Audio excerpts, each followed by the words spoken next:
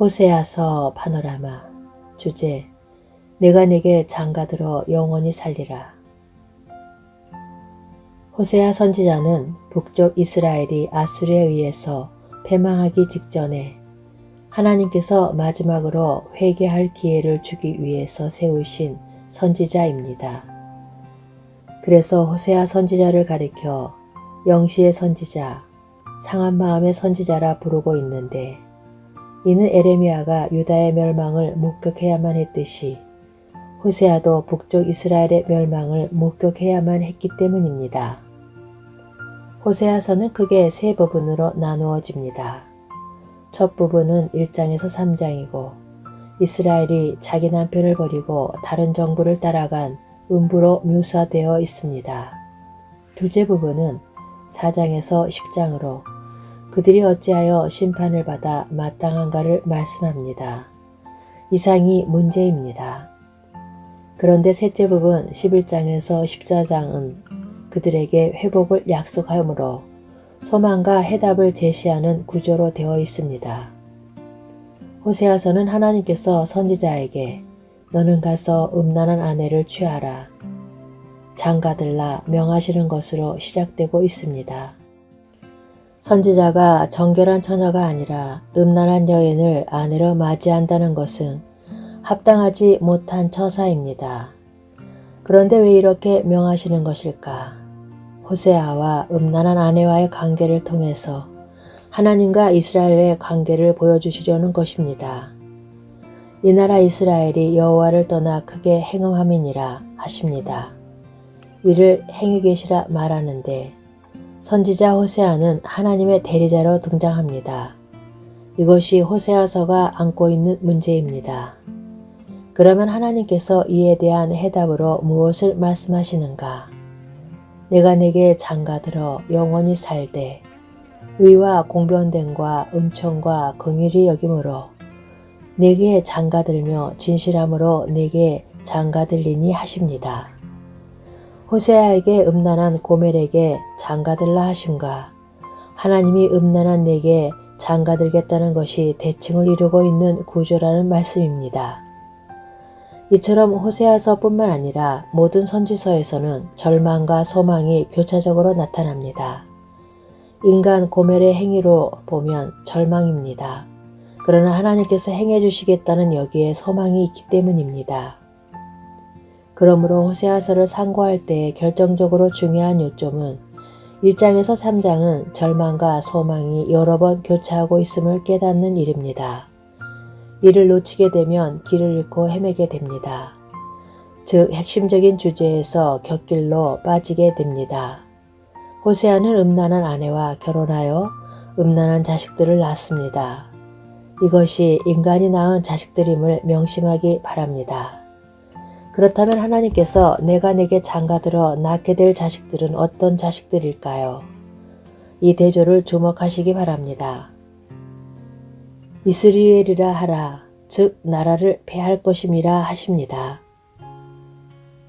이는 인간이 낳은 자식으로 멸망을 가리킵니다. 그런데 이스라엘의 날이 클 것임이라 하십니다.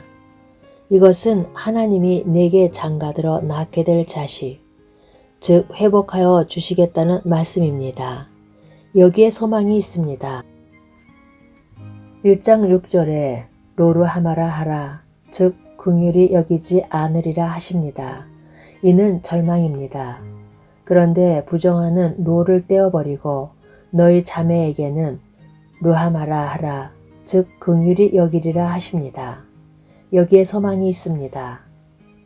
로암미라 하라, 즉 내 백성이 아니라 하시는데 이는 절망을 뜻합니다.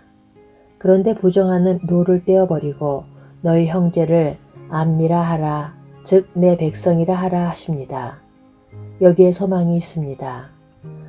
저는 내 아내가 아니요 나는 저의 남편이 아니라 하시는데 이는 절망입니다. 그런가 하면 내가 네게 장가들어 영원히 살되 하시는데 여기에 소망이 있는 것입니다. 또다시 많은 날 동안 왕도 없고 군도 없고 제사도 없이 지낼 것을 말씀합니다. 이는 절망의 기간을 나타냅니다. 그런데 그 후에 저희가 돌아와서 그 하나님 여호와와 그 왕 다윗을 구하게 될 것을 말씀합니다. 어찌 보면 하나님은 이랬다 저랬다 하시는 변덕이 많은 분처럼 보일 수가 있습니다. 그러나 아닙니다. 인간의 행위 중심으로 보면 절망뿐이라는 것입니다. 그러나 하나님께서 이루어 주실 은총과 긍휼히 여기심, 즉 그리스도를 통한 구속의 소망이 있음을 반복해서 보여주고 있는 것이 호세아서의 중심적인 주제입니다. 그렇다면 의로우신 하나님께서 음부와 같은 우리에게 장가든다는 것이 어떻게 가능하여진단 말입니까? 내가 네게 장가들어 영원히 살되 의와 공변됨과 은총과 긍휼이 여김으로 내게 장가들며 하시는데, 열거한 네 가지 덕목은 하나님의 두 가지 속성을 나타내고 의와 공병됨은 하나님의 공의의 속성을 나타내고 은총과 긍휼이 여김은 하나님의 사랑의 속성을 나타냅니다. 이렇게 하심으로 음부와 같은 우리에게 장가드는 것이 가능하여진다는 말씀입니다. 자기 아들을 대속제물로 내어주신 십자가에는 하나님의 공의와 사랑이 동시에 나타난 사건입니다. 이것이 의와 공병됨과 은총과 긍휼이 여김으로 내게 장가들리라는 뜻입니다. 이는 의문이 아니라 복음인 것입니다. 장가들리라는 뜻은 하나님과의 관계를 나타내는 묘사입니다. 태초에 하나님은 아담 하와에게 장가드신 셈입니다. 그러나 아담 하와의 음란으로 파혼이 되고 말았습니다. 하나님은 선민 이스라엘에게 장가드셨습니다. 그러나 이 장가드심도 내가 그들이 남편이 되었어도 그들이 내 언약을 파하였음이니라 하고 깨어지고 말았던 것입니다. 장가든다 하실 때에 인칭을 주목해 보시기 바랍니다. 이럴 경우 성경은 만군의 여호와께서 창녀와 같은 내게 장가들어 영원히 살되 하고 나를 가리키듯 단수로 말씀하고 있습니다. 이는 죄인된 내가 들을 수 있는 지고지선의 말씀인 것입니다. 이 이상은 없습니다. 두 몸 합하여 한 몸을 이룬다는 것은 가장 가까운 것만을 나타내는 것이 아니라 하나됨을 의미합니다. 시조의 범죄로 말미암아 하나님과의 관계는 분리되었고 합할 수 없는 처지가 되었는데 의로우신 하나님이 죄인하고 어떻게 연합을 할 수가 있단 말입니까? 이 점을 또 달리 말씀하기를 너는 또 가서 타인에게 연애를 받아 음부된 그 여인을 사랑하라 하시기로 나를 위하여 저를 사왔다. 즉 구속교리가 등장하게 되는 것입니다. 이는 호세아가 고멜을 사랑한다는 말씀을 하려는 것이 아닙니다. 이를 예표로 하여 자기 아들을 대속제물로 내어주시고 우리를 구속하여 주실 것을 계시하고 있는 것입니다. 그래서 장가드심이 가능하여진다는 것입니다. 하나님께서는 음부 같은 이스라엘을 향해 내가 어찌 너를 놓겠느냐, 내가 어찌 너를 버리겠느냐 하시면서 내 마음이 내 속에서 돌아서 나의 긍휼이 온전히 불붙듯 하도다 하십니다. 그런데 하나님의 사랑이 불붙듯 하고만 있었던 것은 아닙니다. 그렇게만 하셨다면 장가드심은 불가능했을 것입니다.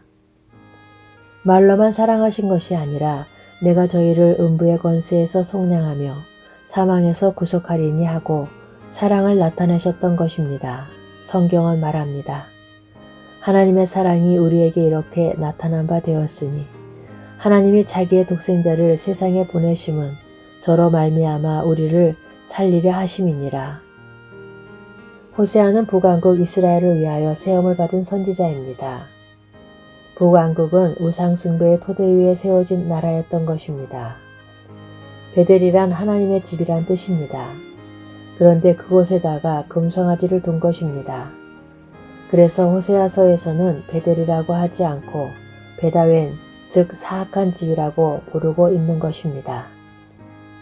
하나님을 버리고 금송아지를 섬기기 시작한 그들은 자연스럽게 바알과 아스다롯이라는 이방신들을 섬기기에 이르렀고 정치적으로는 하나님 중심에서 두리번거리는 어리석은 비둘기같이 애굽을 의지하는 자와 아수르를 의지하는 자로 양분되어 있었습니다.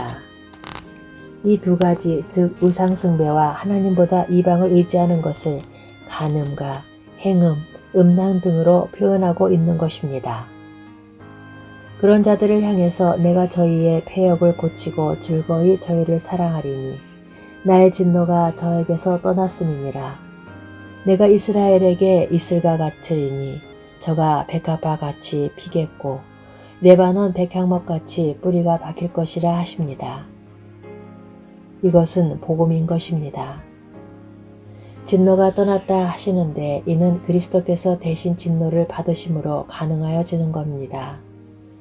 그러므로 호세아서의 핵심은 그 왕 다윗을 구하고 한 데 있는데 죽은 지 수백 년이나 된 다윗을 구한다는 것은 영적 다윗 되시는 그리스도를 가리키는 명백한 예언인 것입니다. 1장 11절에서는 이에 유다 자손과 이스라엘 자손이 한 두목을 세우고 그 땅에서부터 올라오리니 하고 두목, 즉 대표자로 말씀합니다. 그러므로 호세아서를 통해서 말씀하시고자 하는 바도 율법의 행위로 그 하나님 앞에 의롭다 하심을 얻을 육체가 없나니 오직 그리스도 예수 안에 있는 구속으로 말미암아 하나님의 은혜로 값없이 의롭다 하심을 얻은 자 된다는 복음인 것입니다. 그런데 유대인들은 하나님의 의를 모르고 자기 의를 세우려고 힘써 하나님의 의를 복종치 아니하다가 부딪혀 넘어지고 만 것입니다. 그러므로 호세아서는 누가 지혜가 있어 이런 일을 깨달으며 누가 총명이 있어 이런 일을 알겠느냐.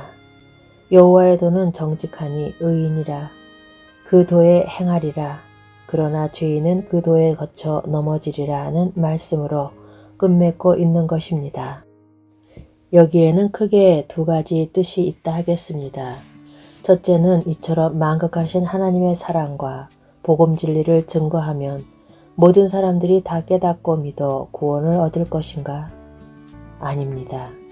여호와의 도, 즉 십자가의 도가 멸망하는 자들에게는 미련한 것이요 라고 말씀한 대로 죄인은 그 도에 거쳐 넘어지게 된다는 것입니다.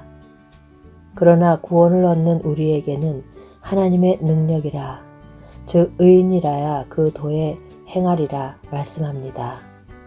둘째는 누가 이를 전파하여 깨닫게 하겠느냐는 의미가 있습니다. 그러므로 불붙듯 하도다 하시는 하나님의 사랑을 증거하여 성도들로 하여금 자신의 신분이 그리스도의 신부라는 정체성을 깨닫게 하여 정절을 지키도록 격려해야 할 사명이 설교자들에게 있는 것입니다.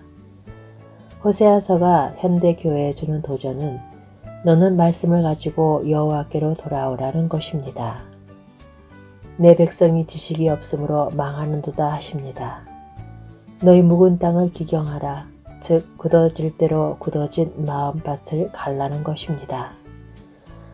마침내 여호와께서 임하사 의를 비처럼 너희에게 내리시리라 하시는데 형제여, 이런 진리를 깨닫게 해주시고 이런 사랑을 부어주셔서 하나님과 화목하게 하시고 자녀가 되게 해주시고 신부가 되게 하여 주신 참으로 선하시고 신실하신 하나님께 우리도 이렇게 고백하십시다.